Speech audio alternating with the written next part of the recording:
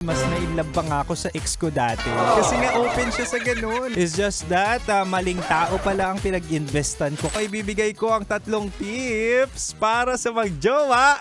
Ngayong nagmamahal na ang presyo ng lahat. Pati alta presyo ni Kim Chino ay tumataas dahil sa taas ng bilihin. Unang-unang tipid tip with jowa, hindi na tayo lalayo. Mag-home date muna kayo. Hindi naman kailangan ng restaurant lagi kapag kakain kayo. Utang na loob. Maganda rin yung bonding na kung saan dalawa kayo magluluto. Yung isa mag-grocery, mamamalengke. Tapos ikaw, mag-YouTube ka. Kung hindi ka marunong magluto, pwede yung matutunan. Ako na bahala kapag mag-meditate tayo sa bahay.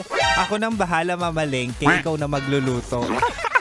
Hindi naman po sa pagyayabang pero magaling po ako maghugas ng plato. Ang pangalawang tip with jowa ay nako, sinasabik sa'yo, libre o murang pasyal na lang muna. Marami naman lugar na libre. 'Di ba? Mga parks, mga sunset, yung mga seaside, pwede kayo mag-date doon.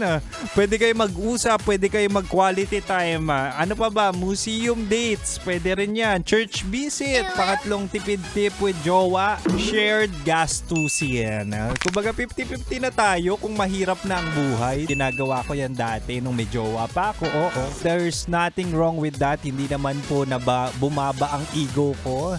In fact, mas na-inlove pa nga ako sa ex ko dati. Kasi nga open siya sa ganun. Open sa 50-50. It's just that, maling tao pala ang pinag-investan ko kaya ex ko na siya ngayon.